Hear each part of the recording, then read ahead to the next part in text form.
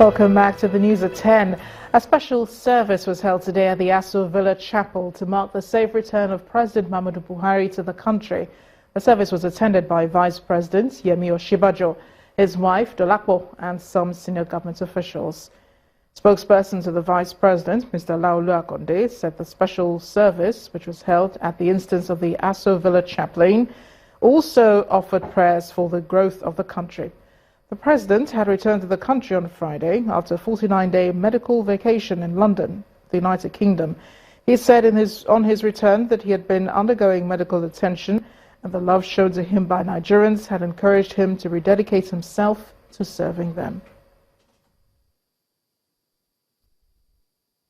Winners have emerged in different categories of the 5th Vanguard Personality of the Year Awards ceremony. The event in Lagos on Saturday saw former military head of state General Yakubu Gowon and elder statesmen Chief Emeka Anyoko, Chief Edwin Clark, Alhaji Isa Funtua, Alhaji Bamanga Tukur, Cardinal Anthony Olubumi Okoje, bankers Chief Pascal Dozier and Herbert Wigwe received the Lifetime Achievement Awards. CBN Governor Godwin Emefiele bagged the Personality of the Year Award, while industrialist Captain Dahosa Kubo was named the Businessman of the Year.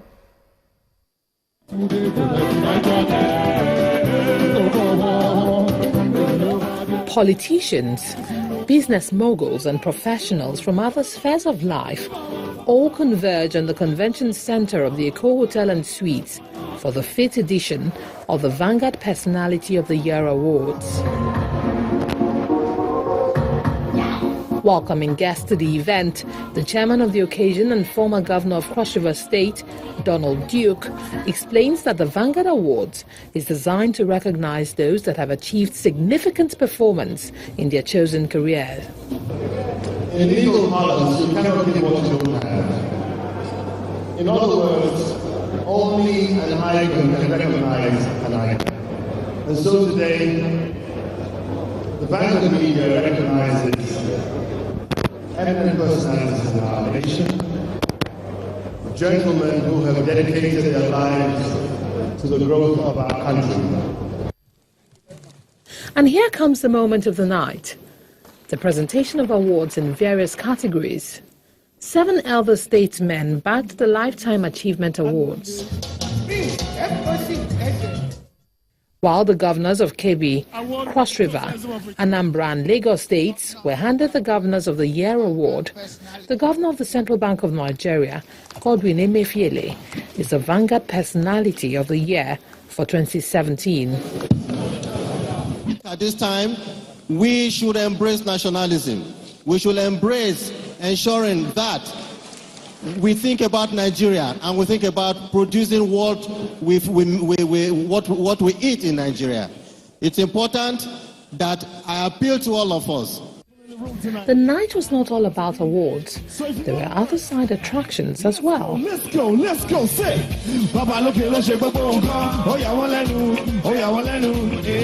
Our family take it to talk.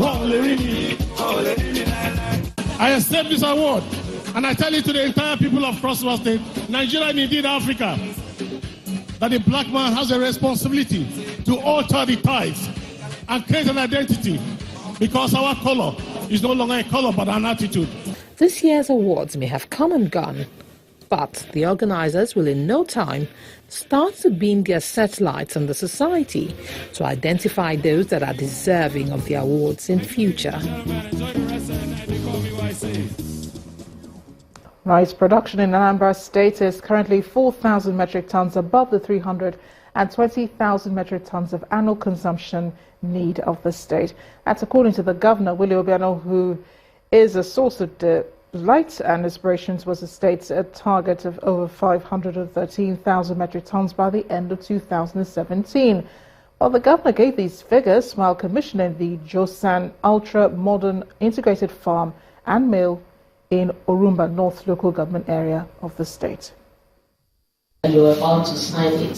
For Anambra State Governor Willie Obiano, rice production is a serious business. In 2014, the state government signed a partnership deal with Joseph Agro Nigeria Limited for the cultivation of rice in Ufuma and the takeover of Omo Rice Mill.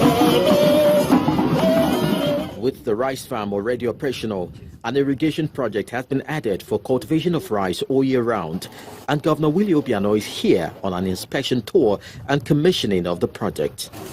The management of the rice project and the Commissioner for Agriculture say the rice revolution plan of the state is one that is already meeting the consumption needs of the people. We have more than 2,000 outgrowers of women in agriculture cultivating rice, feeding their family, catering for their family. And when they finish this rice cultivation, we buy it back. So they don't have any problem in selling their rice. Excellency, you know consumption is about 320. But with this capacity on board here, we will overshoot production. Something remarkable, with slightly over 4,000 metric tons of production required consumption. The highly elated Governor Willie Obiano believes his agricultural blueprint is working as Anambra State journeys to self-sufficiency in rice production.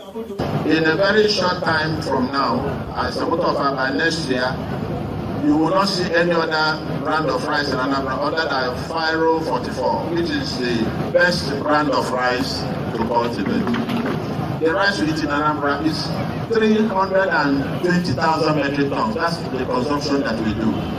If you add, let's say if I gross 90 to the 250 that we're already doing, you can see we have already surpassed our annual consumption rate as a state. With this achievement, the Anambra State government hopes to cater to the agricultural needs of the people, create jobs for the teeming youth, and generate more revenue for the state. For many years now, residents of Rigasa community in Igabi local government area of Kaduna State have been battling the lack of good road network and other basic amenities, which they say has stunted growth in the area. But with the inauguration of the Abuja-Kaduna rail line, with a loading station located in Rigasa, the residents are hopeful that it will only turn around their economic fortunes and attract the much-needed infrastructure development. This is Rigasa, a densely populated community now playing host to passengers seeking to board trains to and from Abuja. The community, located in the outskirts of Kaduna State, has a high population of Hausa Fulani Muslims, reputed for farming and trading activities. Years down the line, Rigasa has suffered neglect, lack of basic social amenities, and government presence, a trend that seems to be changing now. Rigasa gets one way only for the past 20-something years back. Now we get about 30-something road now, different type, where this government bring up. With the revamp of this railway station here, alongside the reconstruction and rehabilitation of roads, the socio-economic lives of the Rigasa people is the better for it. The reason of this railway, so people are selling something as local government, they will get the revenue there. So now, I'm very happy as I see this railway station. The State's Commissioner for Works says the government is not done yet with Rigasa. The road is to be dualized because of its high traffic in nature, and it is 5.7 kilometers altogether. This is where it ends, and it starts from the railway station roundabout, cuts across Barnawa, and then coming to this junction that we call Sabon Tesha Road Junction. It is obvious the best of moments is here for the people as infrastructural development gets attention. The people are also hopeful that the dividend of the diversion of traffic from Abuja Airport to Kaduna would also impact them. With the post-insurgency process taking place in parts of the northeast, parents and school proprietors in Yobe State are calling on the state to rebuild schools destroyed by the attacks. Education was almost brought to a halt because of Boko Haram insurgency in the north, as several schools were destroyed. In our community reports tonight, we take a look at what the government, the state government that is doing about this.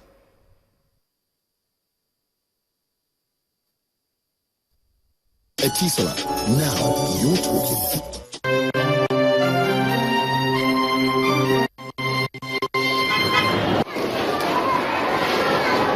Classrooms filled with students eager to learn.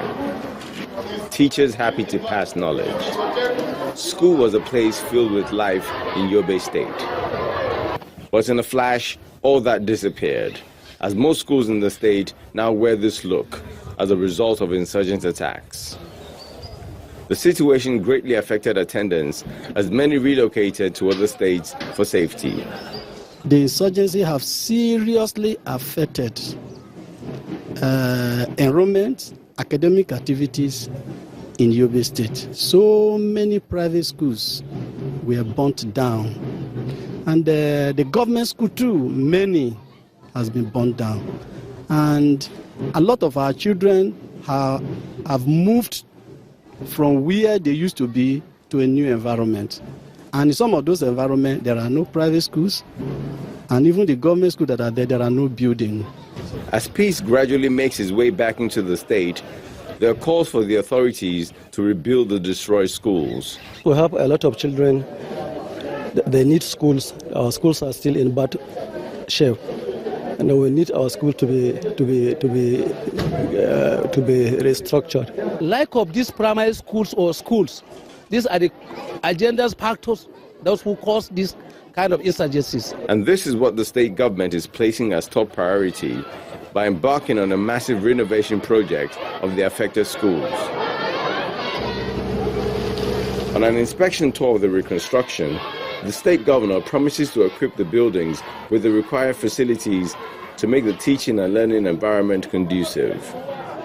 It is our intention to ensure that after the completion of all the ongoing projects, we are going to furnish all the structures put in place. That is including the staff quarters. We are going to we're going to provide furniture to the staff quarters, I'm sure, inshallah, the principal, the teaching staff, and all that.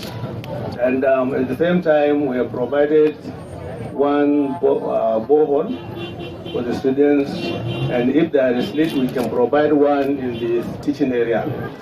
There is a lot more the state government needs to put in place for those affected by the insurgency. And with the reconstruction of schools, the children can at best forget the horrors they experienced and look forward to promising futures in the classrooms.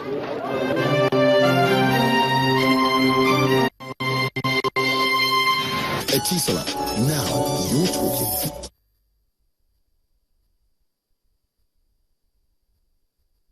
Women are regarded as complex creatures, judging by their proactive nature. A group of female artists have decided to share their complexity in an exhibition in Lagos, touching on personal, family and social issues. Our review tonight takes a look at how some females are speaking for their gender through art.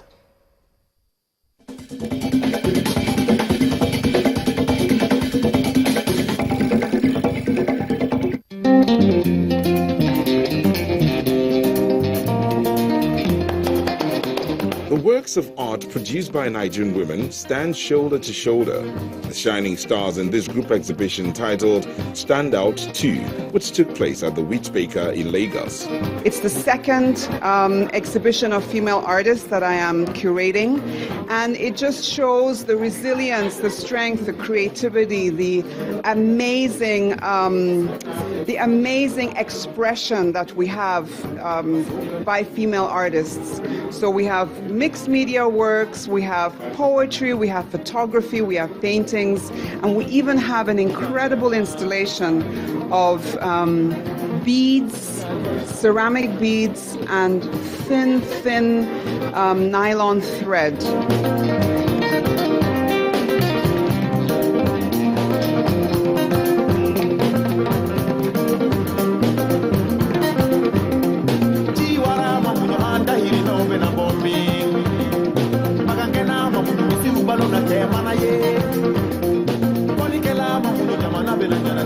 There's so many stories that we want to tell the world, but we tend to hold everything back. But yet, there's still that part of us that I wish I could tell the next person beside me what I'm going through. But right now, I just stand as that channel to let you say so much just say so much through your artworks. Just looking at it and just feeling like, oh, I know I have so much to give. In Nigeria of today, it's no longer a man thing to bring food to the table. It's both a man and a woman thing. You don't just sit at home as a woman and wait for the supply of manna. So everybody goes around to make money and make the family comfortable. That's why you see the woman with her wares and the man who is an Okada rider. You know, they are very resilient and very hardworking. They go about going to different places. This is just an example of an hardworking man. I don't want to represent an hardworking man using someone in the office or in a suit or whatever. A man that brings food to the table, that goes about, you know, bringing money to the family is hardworking.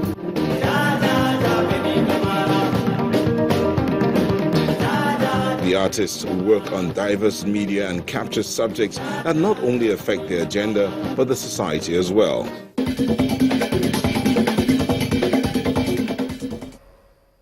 Still ahead of the news at 10, host Zambia defeats Senegal to win Under-20 African Cup of Nations in Lusaka. More coming up in sports news. Do stay with us.